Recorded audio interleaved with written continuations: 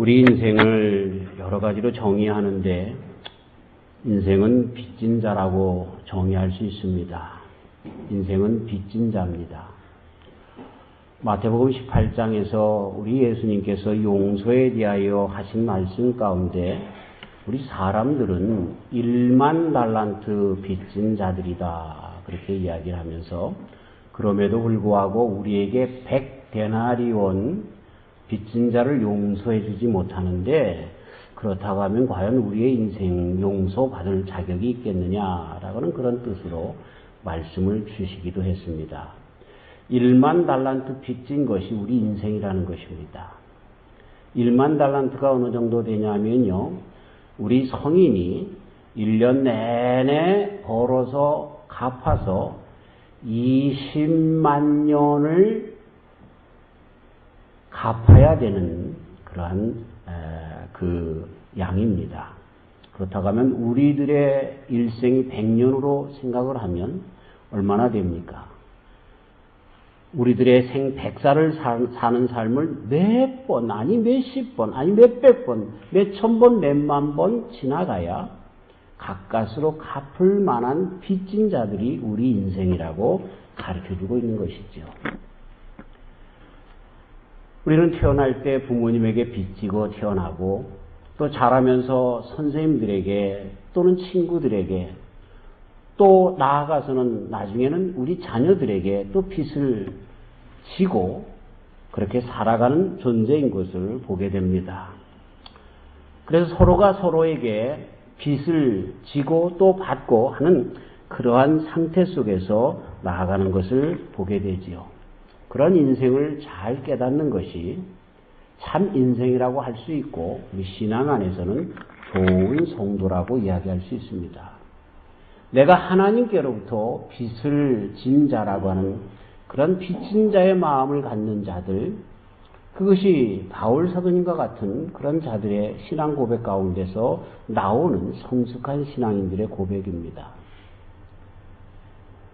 그렇기 때문에 나의 삶은 그 빚진 그것을 갚으면서 살아가는 것이 나의 이제 남은 여생이라고 생각하며 살아가는 자들, 그들을 우리는 성숙한 자들, 아름다운 신앙인들이라고 이야기를 합니다.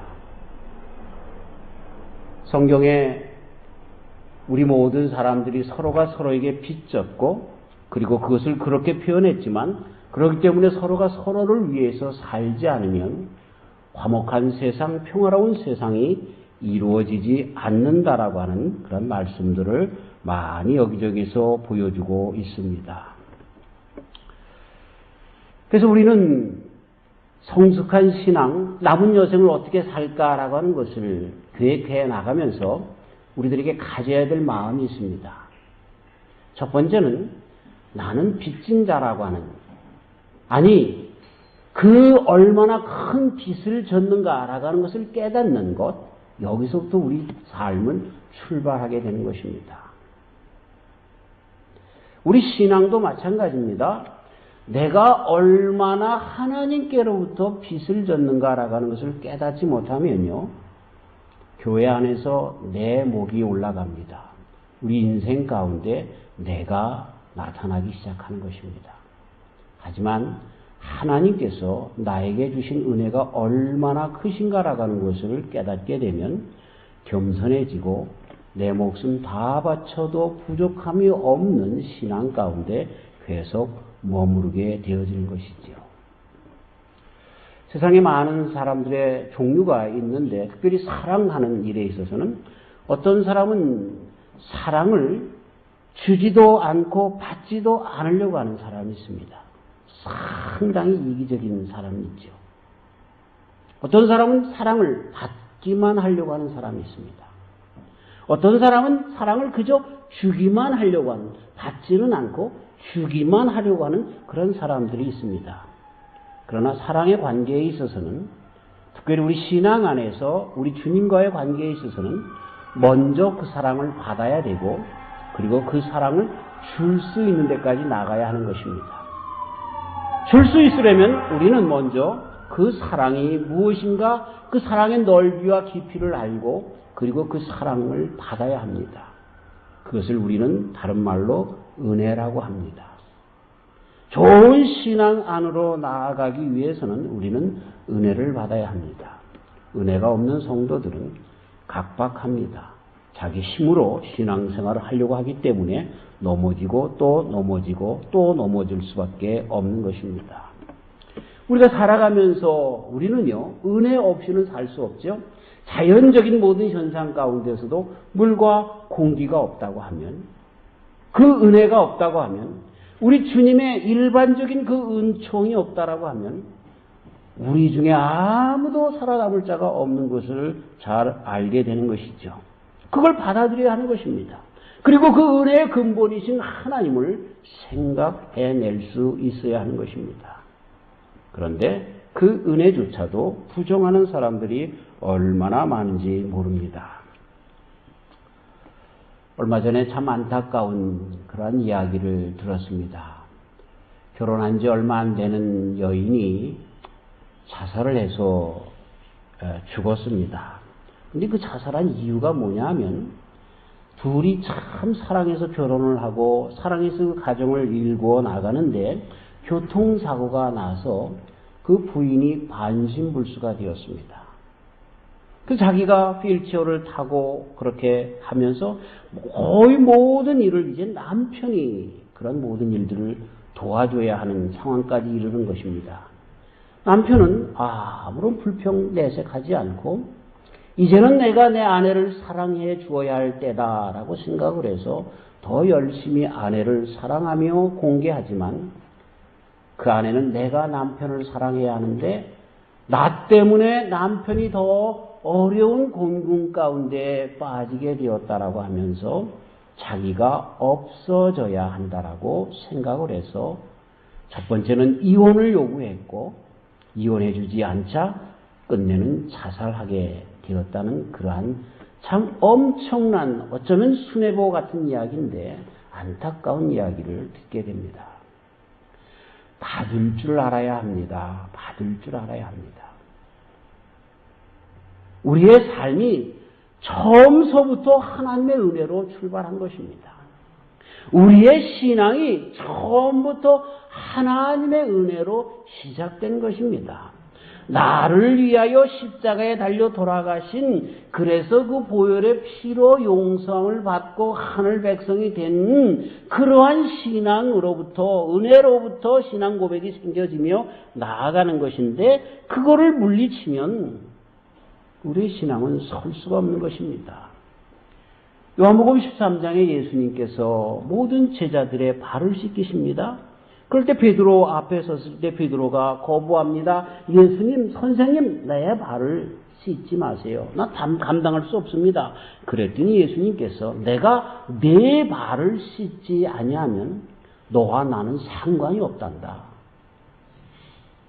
굉장히 간단한 이야기인 것 같지만 하나님께로부터 그리스도 예수님께로부터 받지 아니하면 우리들의 인생은 우리 주님과 아무런 상관이 없다는 말씀을 이렇게 발을 씻으면서까지 가르쳐 주신 것을 보게 해 주시는 것입니다. 우리는 우리 주님의 은혜를 받아야 합니다. 그리고 그 은혜를 느껴야 합니다. 그리고 그 은혜를 누려야 하는 것입니다. 교만이 무엇입니까? 교만은 그 은혜를 받지 않으려고 하는 것입니다. 내 힘으로 하려고 하는 것입니다. 더 나아가서 교만은 아주 거룩을 감싼 잘못된 교만은 뭐냐 하면 내가 더 주님 앞에 무엇인가 해 보려고만 하고 내가 더 주님 앞에 뭔가 했을 때만 내가 신앙 안에 선 것처럼 의시되는 것, 그것은 교만인 것입니다. 우리는 처음부터 우리의 신앙이 자랄 때도 그리스도 예수님의 은혜로 그리고 우리들의 신앙이 계속해서 나아가며 주님 앞에 충성하며 헌신할 때도 주님의 은혜로 되어진다는 사실을 계속해서 고백하며 나아가야 하는 것입니다. 성도는 예수님을 사랑하는 자들입니다. 예수님을 사랑한다는 이야기는 예수님을 받아들인다는 그런 뜻이 있습니다. 예수님을 받아들인다는 이야기는 주님의 은혜를 배격하지 않는다라고 하는 그런 뜻이 있습니다. 사랑하는 성도 여러분, 은혜를 많이 받으시는 저와 우리 성도님들 되시기를 주님의 이름으로 축원합니다. 그 은혜를 받기 위하여 우리는 주님 앞에 조르시길 바랍니다. 후히 주시며 꾸짖지 아니하시는 주님께서 우리들의 삶에 충만한 은혜, 그거 없이는 우리가 살 수 없는데, 특별히 성도로서의 삶을 살아갈 수 없는데 그 은혜를 우리에게 충만히 주신다는 사실을 잊지 마시고 은혜를 구하시는, 그리고 은혜 가운데 거하시는 저와 우리 성도님들 되시기를 주님의 이름으로 축원합니다. 그러기 위해서는 단 한 가지 우리가 하면 됩니다. 구하면 됩니다. 물론 참 구함이 무엇인가라고 하는 건 차지하더라도, 참 구함은 우리가 말씀 가운데 거하는 것인데 그거는 둘째 치더라도 구해야 합니다. 창세기 28장에 야곱이 외삼촌의 집에 미지의 세계로 갈 때에 베델에서 그렇게 거기에서 기도했던 것 우리는 잘 압니다. 거기에 분명히 기록되어 있기를 사닥다리가 땅에서부터 위로 올라갔다라고 기록하고 있습니다. 사닥다리가 위에서부터 밑으로 내려온 것이 아니라 야곱의 기도가 올라갔다는 이야기입니다. 그럴 때 천사들이 오르락 내리락 하면서 야곱의 기도를 가지고 가고 또 하나님의 응답을 가지고 내려왔다는 사실을 잊지 말아야 하는 것입니다. 은혜를 받기 위하여 저와 우리 성도님들이 무릎으로 하나님 앞에 더욱더 나아가시는 귀한 종들 되시기를 주의 이름으로 축원합니다. 야고보 장로님은 4장에서 그래서 말씀하십니다. 구하면 주는데 우리가 구하지 않기 때문에 받지 못한다고 말입니다. 더 열심으로 은혜 없이는 살 수 없는 우리의 삶에 은혜를 구하시는 저와 우리 성도님들 되시기를 주의 이름으로 축원합니다. 은혜 없이는 살 수 없습니다. 그 은혜를 구하는 저와 우리 성도님들 되시기를 바랍니다. 자, 그런데 또 하나는 무엇입니까? 사실은 은혜 없이는 살 수 없는데 나아가다 보면 우리는 점점 그 은혜를 잃어버리고 있는 내 자신을 발견하게 됩니다. 왜 그럴까요? 우리의 삶 가운데 그 은혜를 갖지 않고 계속해서 받으려고만 하기 때문에 그렇습니다. 마치 갈릴리 호수가 위에서 내려오는 물을 받아들여 밑으로 내려보낼 때에 풍요로운 어족이 형성되는 것처럼, 생명이 거기서 요동치는 것처럼, 그러나 그 물을 받기만 하는 사해바다는 썩어 냄새나는 바다가 되어지는 것처럼 우리들의 영혼에, 우리들의 신앙의 생활에 있어서도 마찬가지다라고 하는 것입니다. 바울 사도님도 은혜를 받았습니다. 그리고 오늘 고백하는 거 보니까 내가 빚진 자라고 이야기를 하면서 그 빚, 사랑의 빚, 주님 앞에 받은 그 빚을 갚기 위하여 내가 힘을 다한다. 그런데 우리는 그 사도 바울님의 마지막 고백을 보면 내게 은혜가 오히려 족하다라고 하는 고백으로 끝나는 것을 보게 됩니다. 많은 신앙인들은 주님께로부터 받기만 하려고 하다가 끝내는 내 속이 짠돌이가 되어서 계속해서 다고다고 하는 그러한 잘못된 신앙으로 우리 주님이 원하시지 않는 참 괴팍하고 교만한 신앙으로 나가지만 줄 아는, 은혜를 받고 그 은혜를 쏟을 줄 아는 그런 자들의 신앙 고백은 늘 청청하고 푸른 신앙 가운데 있다라고 하는 것입니다. 어떤 집에 아버지가 임종 때가 가까웠는데 자식을 불러 모아놓고 유언을 하는데, 야, 지금부터 하는 말을 잘 받아 적어라. 김첨지한테 2만 불 꽂았고 박첨지한테 1000불 꽂았고, 그러면서 말이죠, 그 빚진 자들의 명단을 부릅니다. 그걸 그 아들이 받아 적다가, 아버님, 그런데 혹시 우리가 빚진 자는 없습니까? 예끼 이놈아, 그걸 알아서 뭐하냐? 지네들이 우리한테 빚졌으면 자기 발로 와서 받으러 올 거다. 그건 알 필요 없다. 그러고 끝났다라고 하는 이야기입니다. 그게 우리 인생의 모습이죠. 남에게 빚져준 것, 꿔준 것은 받으려고 하면서 내가 빚진 것에 대해서는 갚지 않으려고 하는 이러한 참 구두쇠 노랭이의 인생이 우리의 인생이 되고 그 인생이 참으로 펴지 못하는 참 불행한 인생으로 끝난다라고 하는 것입니다. 마치 사해바다처럼 더 짜서 더 많은 것을 가져야만 하는 그러한 심령으로 살다가 지옥의 아름목에 차지하는 그런 사람이 되고 만다는 것입니다. 바울의 고백이 저와 우리 성도님들의 고백이 되시길 주의 이름으로 축원합니다. 빚진 자라고 하는 고백, 이것이 저와 우리 성도님들의 고백이 되어야 할 것입니다.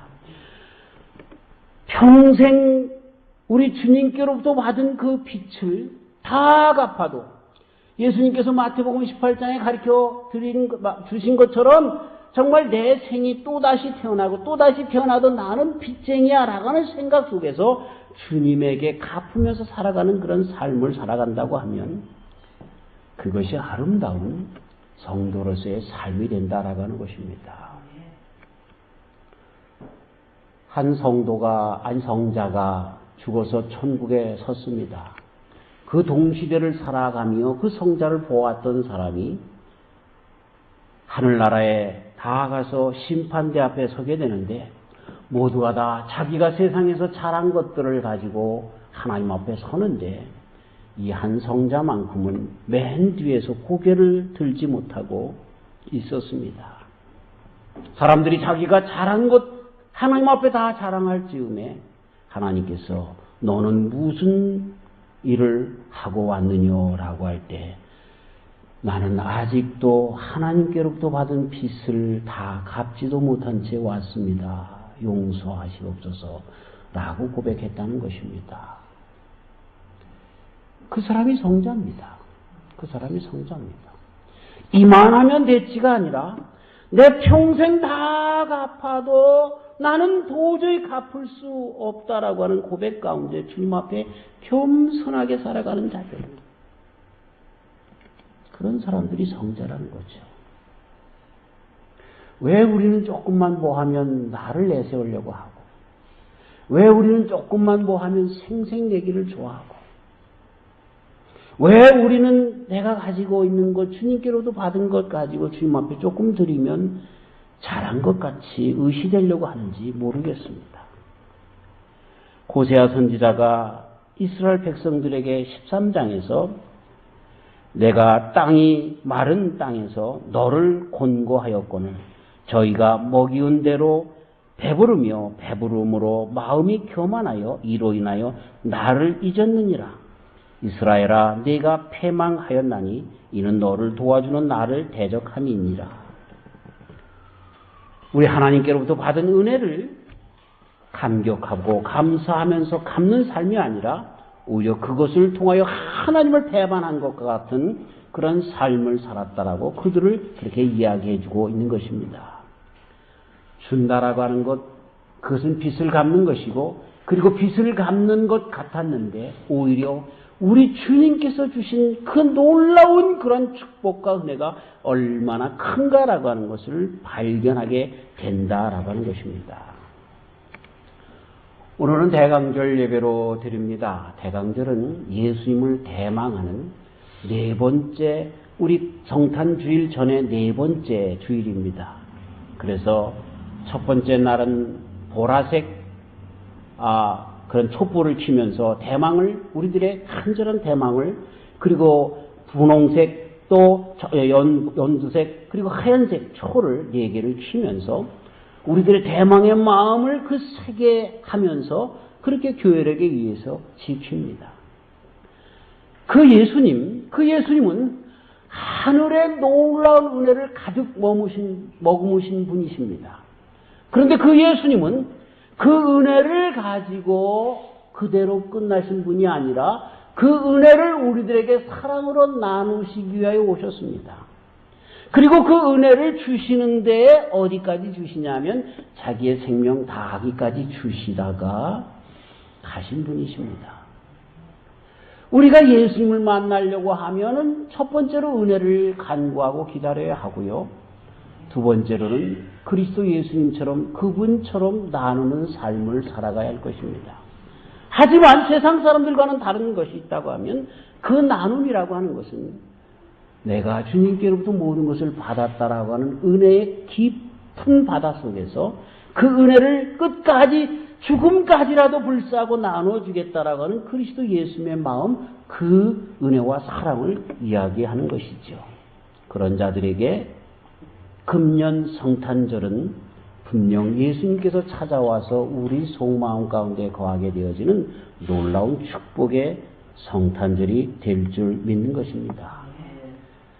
우리 예수님께서 오신 것이 율법의 완성이라고 말씀하십니다. 그러면서 그 율법의 완성이 사랑이라고 말씀하고 계시는 것입니다. 쉽게 이런 거지요. 세상에 많은 사람들이 사람 것을 빼앗고 도둑질하고 간음하며 이러는데 내가 정말 사랑하는 내 딸에게 그럴 수 있겠냔 말이에요. 내가 정말 사랑하는 마음이 내 아내에게 있고 내 남편에게 있고 내 자식에게 있는데 그 딸을 강간할 수 있으며 딸의 것을 빼앗을 수 있으며 그를 미워할 수 있겠느냐. 그러니 이 모든 율법, 살인하지 말라, 간음하지 말라, 도둑질하지 말라, 이런 모든 것들이 그 속에 사랑이 있으면 그런 일들은 자연히 해결되는 것이란다. 이것이 우리 예수님께서 가르쳐 주신 말씀, 그것을 바울 사도님이 잘 요약해서 오늘 이 말씀 가운데서 해 주신 것입니다. 여러분, 그렇게 이런 모든 율법의 완성, 참 좋은 신앙을 만들어가는 신앙 가운데 살아가고 있는 모든 그런 것은 바로 예수님 안에서 이루어지는 것이라고 하는 것을 가르쳐주고 있는 것입니다.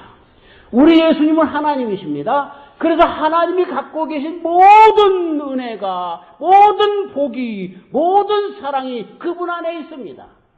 그리고 그분은 그렇게 오셔서 우리를 그러한 사랑을 가지고 당신의 목숨까지 나눠주셨습니다. 그렇기 때문에 그분은 율법을 완성하고도 남고 율법의 모든 것을 충족시키기도 하고도 남는 그런 분으로, 그리고 우리들에게 진정한 성령 안에서 가르침을 남겨주신 분으로 오신 것을 보게 되는 것입니다.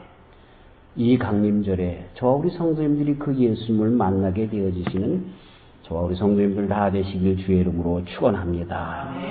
사랑하는 성도 여러분, 우리 신앙이 은혜와 사랑이라면 오케이입니다. 은혜를 주님 앞에 많이 받으시는 저와 우리 성도님들 되시길 주의 이름으로 축원합니다. 교회 안에서 말썽쟁이가 있다고 하면 아직 하나님의 은혜를 몰라서 그렇습니다.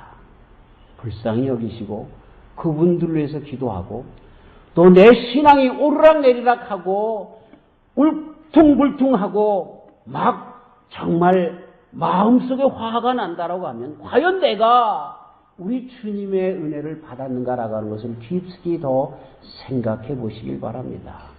그리고 또 한 걸음 나아가서 나의 삶이 그 은혜를 갚는 빚진 자로서의 삶을 살아가고 있는가라고 하는 것을 겸손히 점검해 보시길 바랍니다. 성도의 삶은요, 그 은혜와 사랑만 있으면 되는 것입니다.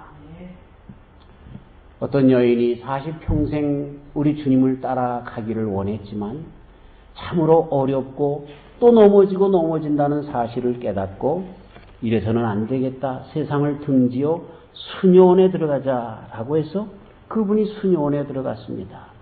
수녀원에서 그렇게 지정해 주는 대로 많은 고행의 시간도 갖고 기도의 시간도 갖는데 그런데도 이 마음의 컬컬함을 어떻게 지울 수가 없었습니다. 그러는 중 복도에 걸린 빌라도 법정에서 채찍에 맞으시며 피를 흘리시는 예수님의 모습을 보게 된 것입니다. 늘 다니면서 보는 그런 그림이었지만 그날은 성령께서 역사하셔 주셨는지 바로 저분이 저렇게 찢기고 피를 흘리고 어려움을 당한 것은 바로 나 때문에 그랬구나 라고 하는 것이 와닿기 시작했습니다. 그 밑에 무릎을 꿇고 한없이 울며 또 울며 나를 위하여 돌아가신 예수님을 드디어 받아들이게 되었습니다. 그 은혜에 감격한 그분은 그 은혜를 나눌 수밖에 없어서 인도에 선교사로 나가게 되었습니다. 여러분, 그분이 누구신지 아실 겁니다. 마더 테레사 수녀님이십니다. 아무리 종교 생활을 오래 했다 할지라도 나를 위하여 돌아가신 예수님 그분 은혜로 진정 받아들이지 못했을 때에는 계속해서 종교 생활 가운데 거룩한 채 하고 종교 생활 가운데 다른 사람들의 눈치를 보며 신앙생활을 했지만 그러나 이제 주님을 만난 다음에 그 은혜를 안 다음에 빚진 자인 것을 안 다음에 나를 위하여 찢겨 돌아가신 예수님처럼 나의 삶을 드리기에 힘쓰는 자로 바뀌어졌다라고 하는 것입니다. 우리의 신앙 가운데 은혜와 사랑이라면 오케이입니다. 이 대강절에 은혜와 사랑으로 오신 예수님을 받아들여서 빚진 자로 살아가시며 그 은혜와 사랑 가운데서 온전한 신앙으로 끝까지 주님 앞에 나아가시는 저 우리 성도님들 다 되시기를 주님의 이름으로 축원합니다. 하나님 아버지 감사합니다. 우리 예수님 율법의 완성으로 오신 그런 분이신데 예수님의 삶은 은혜로 가득 머금고 그리고 그 은혜를 사랑으로 쏟기 위해서 오신 분이십니다. 대강절입니다. 그 예수님 만나기 쉽습니다.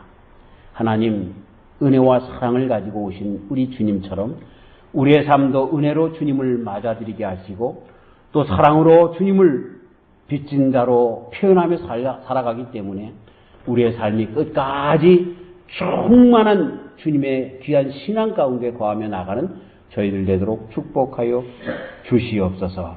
오늘 성찬식을 통하여 다시 한번 예수님을 모셔드릴 때에 은혜와 사랑으로 가득 찬 주의 백성들로 살아가게 하여 주시옵소서. 예수님의 이름으로 기도하옵나이다. 아멘.